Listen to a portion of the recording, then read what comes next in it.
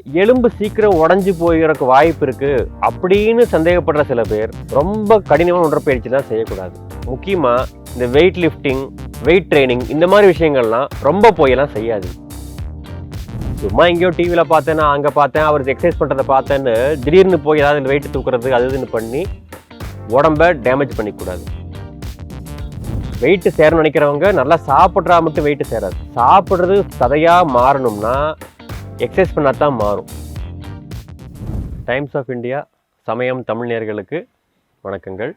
எல்லாருக்கும் உணவு எப்படி ரொம்ப முக்கியமோ அதுபோல் அந்த உணவை உடம்பில் உபயோகிப்பதும் முக்கியம். அதுக்கு சிறந்த ஒரு வழி இருக்குது. அதுக்கு பேர் தான் உடற்பயிற்சி.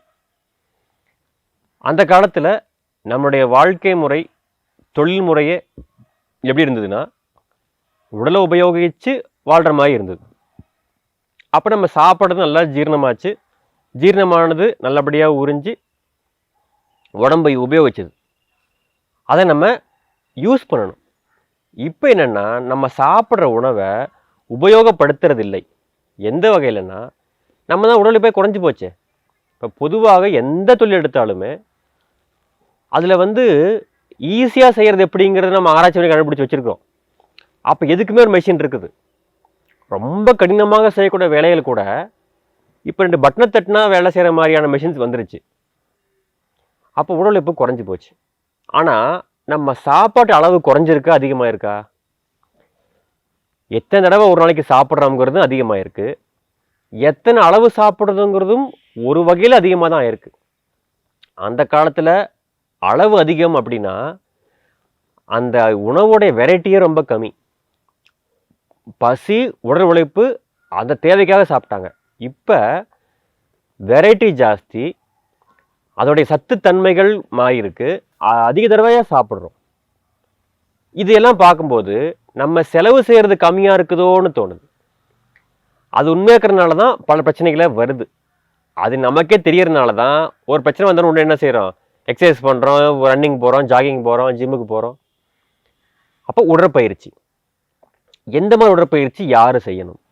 ஆரோக்கியம் அதிகமாகிறவங்க, சின்ன வயசுக்காரங்க கொஞ்சம் கடினமான உடற்பயிற்சி செய்யலாம். ரொம்ப வயசானவங்க, வெயிட் ரொம்ப அதிகமாக்குறவங்க, எலும்பு சீக்கிரம் உடஞ்சி போகிறதுக்கு வாய்ப்பு இருக்குது அப்படின்னு சந்தேகப்படுற சில பேர் ரொம்ப கடினமான உடற்பயிற்சிலாம் செய்யக்கூடாது. முக்கியமாக இந்த வெயிட் லிஃப்டிங், வெயிட் ட்ரைனிங் இந்த மாதிரி விஷயங்கள்லாம் ரொம்ப போயெல்லாம் செய்யாதீங்க. இதில் பாடி ஃபிட்னஸ் வேறு, வெயிட் ட்ரைனிங், பாடி பில்டிங் வேறு. ஃபிட்னஸ்ங்கிறது உங்களால் ஒரு 2 மாடி கட்டடத்தில் போய் கஷ்டப்படாமல் மாடிப்படி ஏறி ஒரு வேலையை செஞ்சுட்டு திரும்பி வர்றது, இல்லை ஒரு சுட்கேஸ் தூக்கிட்டு ஒரு மாடிப்படி ஏறுறது, உங்களால் இது நல்லபடியாக செய்ய முடியுது. எங்கேயோ நடந்து போகணும், நடக்கிறது உங்களுக்கு கஷ்டமாக இல்லை, நீங்கள் இப்போ ஜாலியாக நடந்து போயிட்டு வர்றீங்க. உங்களுக்கு உடலால் செய்யக்கூடிய வேலைகளை நீங்கள் ஈஸியாக செய்ய முடியுது, இயல்பாக அந்த உறுப்புகள் எப்படி செய்யணுமோ அது போல் செய்ய முடியுதுன்னா அது ஃபிட்னஸ். இதற்கும் உங்கள் மசில்ஸ் எவ்வளோ பெருசாக இருக்குன்றக்கும் சம்மந்தம் கிடையாது. இதிலேயே என்ன பண்ணுறாங்கன்னா சில பேர் ரொம்ப ஆசைப்பட்டு பாடி பில்டிங் பண்ணுறாங்க, மசில் பில்டிங் பண்ணுறாங்க. அது ஒரு ஆசை, அது இயல்பாக இயற்கையாக கிடையாது. இயற்கையாக வேலை செஞ்சு வர்ற மசில்ஸ் பார்க்கறதுக்கு அழகாக இருக்கும், ஒரு சீராக இருக்கும். ஒரு பகுதி மட்டும் ரொம்ப பெருசாக, அதை நம்ம அழகுன்னு நம்ம பார்த்து பழகிட்டனால, அழகுன்னு நினச்சிக்கிறதுனால அது அழகாக தெரியுது. ஆனால் இயற்கையில் பார்க்கல அது ஒரு ரொம்ப அபரிதமாக ஒரு உடம்புல ஒரு சில பகுதிகள் மட்டும் எப்படி ரொம்ப பெருசாக இருக்க முடியும்? அது இயற்கையோ இயல்போ கிடையாது. அதை நம்ம முயற்சி பண்ணி தான் கொண்டு வரணும். அது கடும் முயற்சி வேணும், சும்மா எல்லாத்துக்கும் வராது. அந்த இது வேற. ஜிம்முக்கு போகிறது பல வகையில் இருக்குது. ஃபிட்னஸ்க்காகவும் போகலாம், பாடி பில்டிங்காகவும் போகலாம், சும்மா ஒர்க் அவுட்டுக்காகவும் போகலாம். இதில் பேசிக்காக ஆரோக்கியம் வரணும்னா உங்கள் உடல் இயக்கத்துக்கு ஹெல்ப் பண்ணுற மாதிரி சில உடல் இயக்கம் நீங்கள் பயிற்சிகள் பண்ணணும். இப்போ ஸ்ட்ரெச்சிங்னு கேள்விப்பட்டிருப்போம். அதாவது இப்போ என் நாய் பூனை எந்திரிச்சா என்ன செய்யுதுங்க, அதோட உடம்பை ஸ்ட்ரெச் பண்ணுது. அது போல செய்கிற சில பயிற்சிகள் இருக்குது. அதாவது எல்லா பாகத்தையும் ஸ்ட்ரெச்சிங் எக்ஸசைஸ். இது ஸ்போர்ட்ஸில் வார்ம் அப்னு சிலர் பண்ணுவாங்க. நீங்கள் அது பண்ணால் கூட உங்கள் உடம்புக்கு தேவையான சில விஷயங்கள் நல்லது நடக்கும். இதை நீங்கள் எந்த வயசாக இருந்தாலும் ஆரம்பிக்கிறப்ப ஒரு வார்மிங் அப், ஒரு ஸ்ட்ரெச்சிங்கோட தான் ஆரம்பிக்கணும். அது ரொம்ப நல்லது. நீங்கள் எடுத்தோடனே பாடி பில்டிங் பண்ணுறவங்களே எடுத்தோடனே பெரிய பெரிய வெயிட் தூக்க மாட்டாங்க. தினம் தினம் போய் சில வார்ம் அப் செஞ்சுட்டு அதுக்கப்புறம் படிப்படியாக தான் செய்யணும். அப்படித்தான் உடம்பை பழக்கணும். அப்படித்தான் உடம்பு இயல்பாக இயங்க முடியும். திடீர்னு செய்கிறதெல்லாம் சில டேமேஜஸ் பண்ணுறதுக்கு வாய்ப்பு இருக்குது. அதே போல் எக்ஸசைஸ் பண்ணி முடிச்சதுக்கப்புறமும் வார்மிங் அப் மாதிரி கூலிங் டவுன் எக்ஸசைஸும் சிலது இருக்குது. கூல் பண்ணுறது, அந்த இயல்பு நிலைக்கு கொண்டு வர்றது, இதையும் செய்யணும். இதெல்லாம் முறையாக பயிற்சி பண்ணுறவங்களுக்கு தான் இது தெரியும். சும்மா எங்கேயோ டிவியில் பார்த்தேன், நான் அங்கே பார்த்தேன், அவர் எக்ஸசைஸ் பண்ணுறதை பார்த்தேன்னு திடீர்னு போய் ஏதாவது வெயிட் தூக்குறது அது இதுன்னு பண்ணி உடம்பை டேமேஜ் பண்ணிக்கூடாது. வெயிட் தூக்குறது எக்ஸசைஸ்ன்னு நினைக்காதீங்க. வெயிட் தூக்குறது வெயிட் ட்ரைனிங். எக்ஸசைஸ் அப்படின்றது உங்கள் உடல் உறுப்புகள் இயங்கணும்.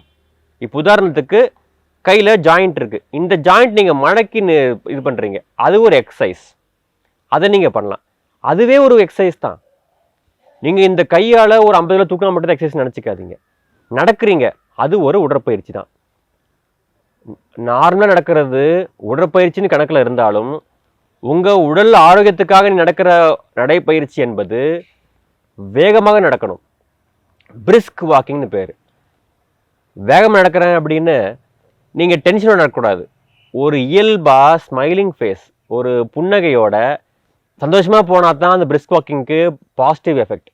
நீங்கள் கஷ்டப்பட்டு பல்ல கடிச்சிக்கிட்டு செய்கிற எந்த உடற்பயிற்சியும், எந்த ஒரு நடைப்பயிற்சியும், எந்த மாதிரியான உடல் இயக்கமாக இருந்தாலும் எப்படியா செஞ்சிடணுன்ற ஒரு குறிக்கோளோடையோ செய்யறதுல பலன்கள் கம்மி தான். ஏன்னா உங்கள் மனநிலையை பொறுத்து தான் உங்கள் உடல் இயக்கம் உடற்பயிற்சியிலையும் உபயோகப்படும்.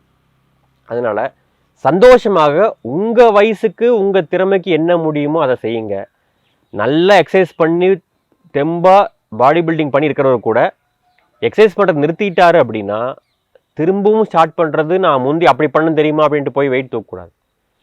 அதே பொறுமையாக தான் பண்ணணும். இது முறையான பயிற்சியில் சொல்லிக் கொடுப்பாங்க. ஆனால் நார்மலாக அந்த மாதிரிலாம் முறையான பயிற்சிகள் இல்லாமல் செய்கிற மக்கள் திடீர்னு மனசு போன போக்கில் எதையாவது பண்ணி வச்சிடாதீங்க. எக்ஸசைஸ் பண்ணுறதையும் பார்த்து பண்ணுங்கள். எக்ஸசைஸ் ரொம்ப ரொம்ப உடம்புக்கு அவசியம். அது இருந்தால் தான் நீங்கள் சாப்பிட்ற உணவே நல்லபடியாக யூஸ் ஆகும். அப்போ தான் கழிவுகள் வெளியில் போகும், உடம்புல வெயிட்டு சேரும். வெயிட்டு சேரணும்னு நினைக்கிறவங்க நல்லா சாப்பிட்றா மட்டும் வெயிட்டு சேராது. சாப்பிட்றது ததையாக மாறணும்னா எக்ஸசைஸ் பண்ணால் தான் மாறும். இல்லாட்டி சாப்பிட்றது அது பாட்டுக்கு வெளியில் போயிடும், உடம்பாக ஒட்டாது. உடம்பு வளர்றதுக்கே உடற்பயிற்சி வேணும். இது தெளிவாக புரிஞ்சுக்குங்க. உடற்பயிற்சி தினமும் 24 ஹவர்ஸ்க்கு 24 மினிட்ஸாவது செய்யறதுக்கு முயற்சி பண்ணுங்கள். அவ்வளவாவது நீங்கள் தினமும் காலையில் செஞ்சீங்கன்னா ரொம்ப நல்லது. ஈவினிங் எக்ஸசைஸ் பண்ணுறது அப்படிங்கிறது அவ்வளோ பெஸ்ட்டு கிடையாது. அதாவது பண்ணுறது பரவாயில்ல. ஆனால் முடிஞ்ச அளவுக்கு காலையில் உடற்பயிற்சி சுத்தமான காற்றுல சந்தோஷமாக செய்யறது ரொம்ப ரொம்ப நல்லது. அது செஞ்சாலே பல வியாதிகளை தடுக்கலாம், ஆரோக்கியத்தை மேம்படுத்தலாம். நன்றி, வணக்கம்.